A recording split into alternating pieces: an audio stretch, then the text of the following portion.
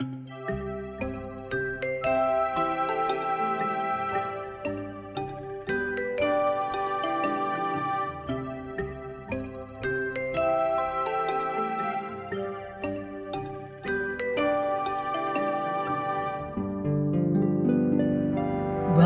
to the marvelous land of Oz. I'm Mardell,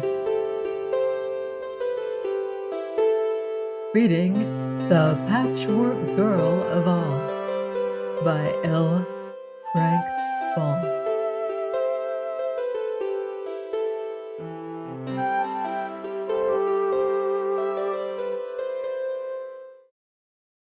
Chapter 3. The Patchwork Girl. Ojo examined this curious contrivance with wonder. The Patchwork Girl was taller than he when she stood upright, and her body was plump and rounded because it had been so neatly stuffed with cotton. Margolotte had first made the girl's form from the patchwork quilt, and then she had dressed it with a patchwork skirt and an apron with pockets in it, using the same gay material throughout. Upon the feet she had sewn a pair of red leather shoes with pointed toes. All the fingers and thumbs of the girl's hands had been carefully formed and stuffed and stitched at the edges, with gold plates at the ends to serve as fingernails.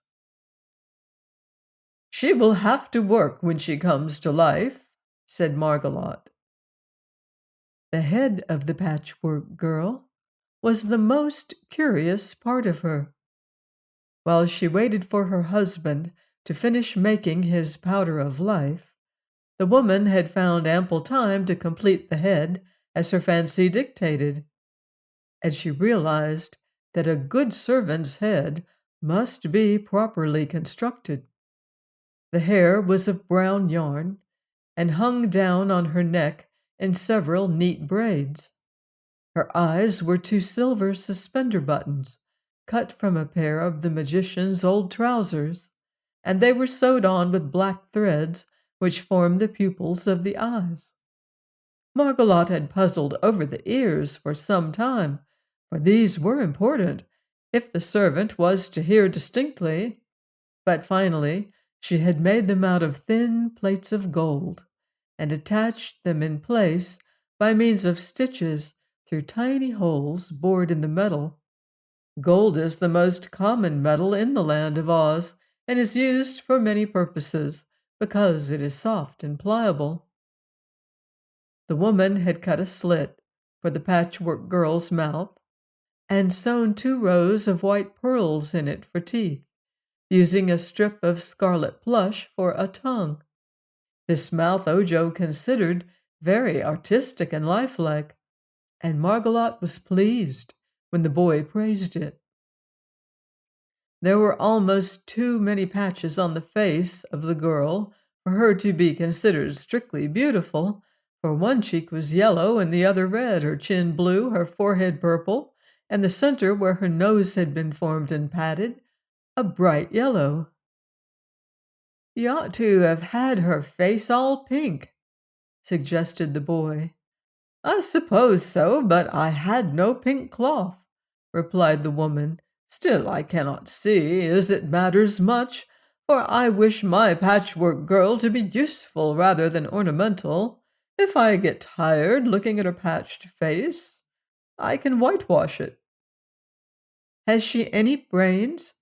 asked Ojo. "No!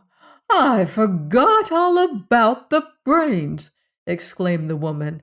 "I'm glad you reminded me of them, for it is not too late to supply them by any means. Until she is brought to life, I can do anything I please with this girl.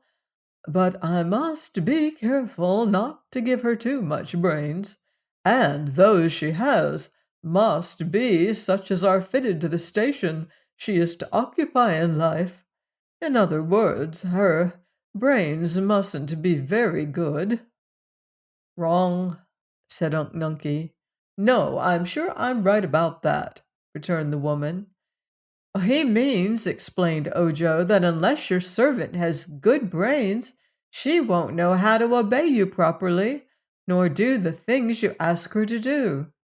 "Well, that may be true," agreed Margolotte, "but, on the contrary, a servant with too much brains is sure to become independent and high and mighty and feel above her work.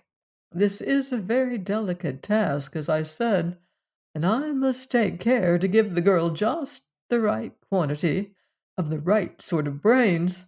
I want her to know just enough, but not too much." With this she went to another cupboard, which was filled with shelves. All the shelves were lined with blue glass bottles, neatly labeled by the magician to show what they contained.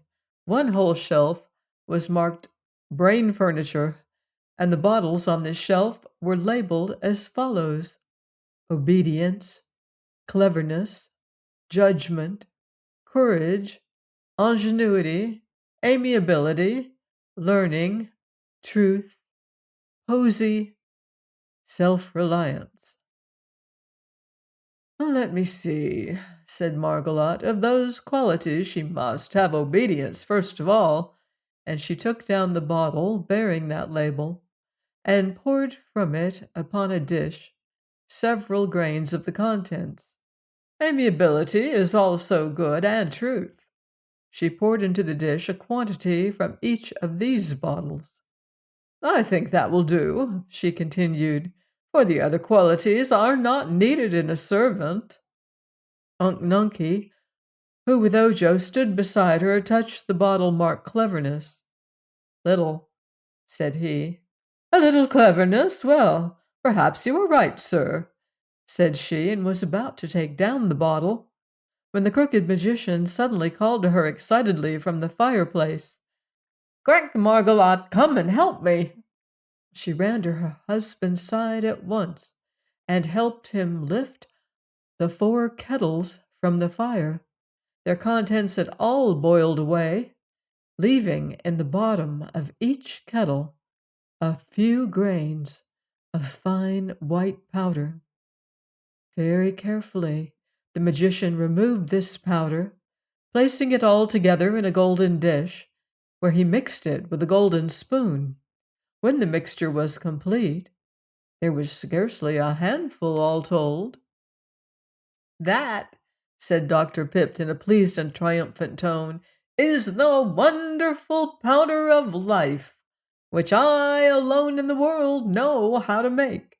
It has taken me nearly 6 years to prepare these precious grains of dust, but the little heap on that dish is worth the price of a kingdom, and many a king would give all he has to possess it. When it has become cooled, I will place it in a small bottle, but meantime I must watch it carefully, lest a gust of wind blow it away or scatter it." Unc Nunkie, Margolotte, and the magician all stood looking at the marvelous powder. But Ojo was more interested just then in the Patchwork Girl's brains, thinking it both unfair and unkind to deprive her of any good qualities that were handy. The boy took down every bottle on the shelf and poured some of the contents into Margolotte's dish. No one saw him do this, for all were looking at the powder of life, but soon the woman remembered what she had been doing and came back to the cupboard.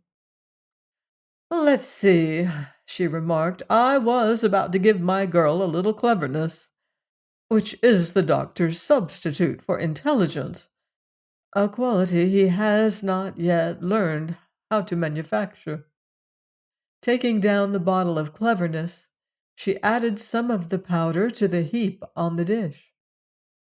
Ojo became a bit uneasy at this, for he had already put quite a lot of the cleverness powder in the dish, but he dared not interfere, and so he comforted himself with the thought that one cannot have too much cleverness. Margolotte now carried the dish of brains to the bench. Ripping the seam of the patch on the girl's forehead, she placed the powder within the head and then sewed up the seam as neatly and securely as before. "My girl is all ready for your powder of life, my dear," she said to her husband. But the magician replied, "This powder must not be used before tomorrow morning, but I think it is now cool enough to be bottled." He selected a small gold bottle with a pepper box top, so that the powder might be sprinkled on any object through the small holes. Very carefully he placed the powder of life in the gold bottle, and then locked it up in a drawer of his cabinet. "At last," said he, rubbing his hands together gleefully, "I have ample leisure for a good talk with my old friend Unc Nunkie. So let us sit down cozily and enjoy ourselves. After stirring those 4 kettles for 6 years, I'm glad to have a little rest." "You will have to do most of the talking," said Ojo, "for Unc is called the Silent One and uses few words." "I know, but that renders your uncle a most agreeable companion in gossip," declared Dr. Pipt. "Most people talk too much, so it is a relief to find one who talks too little." Ojo looked at the magician with much awe and curiosity. "Don't you find it very annoying to be so crooked?" he asked. "No, I'm quite proud of my person," was the reply. "I suppose I am the only crooked magician in all the world. Some others are accused of being crooked, but I am the only genuine." He was really very crooked, and Ojo wondered how he managed to do so many things with such a twisted body. When he sat down upon a crooked chair that had been made to fit him, one knee was under his chin and the other near the small of his back, but he was a cheerful man, and his face bore a pleasant and agreeable expression. "I'm not allowed to perform magic except for my own amusement," he told his visitors, as he lighted a pipe with a crooked stem and began to smoke. "Too many people were working magic in the land of Oz, and so our lovely Princess Ozma put a stop to it. I think she was quite right.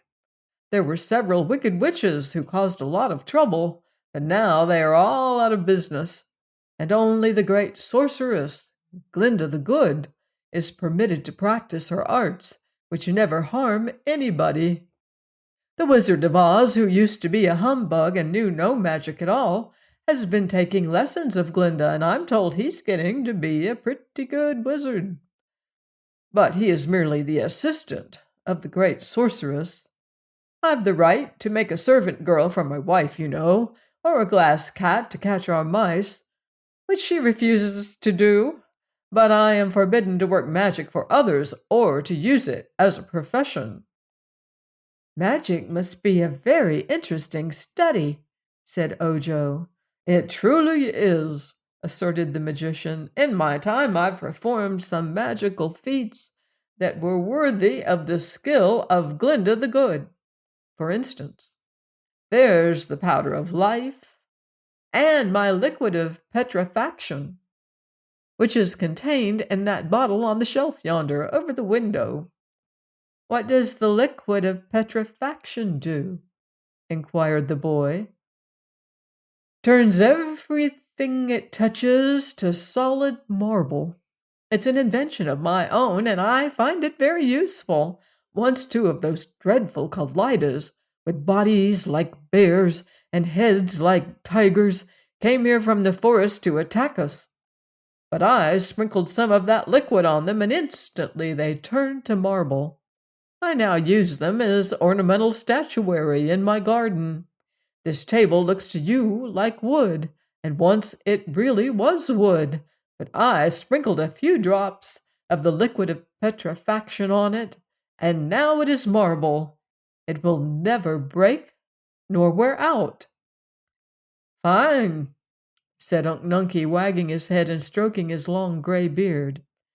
Dear me, what a chatterbox you're getting to be, Unc, remarked the magician, who was pleased with the compliment.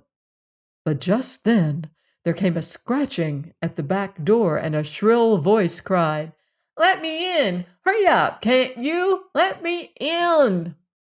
Margolot got up and went to the door.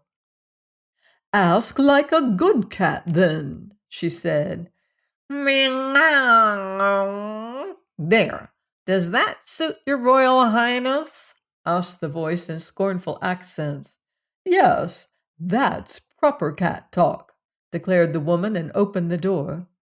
At once a cat entered, came to the center of the room, and stopped short at the sight of strangers. Ojo and Unc Nunkie both stared at it with wide open eyes, for surely no such curious creature had ever existed before, even in the land of Oz.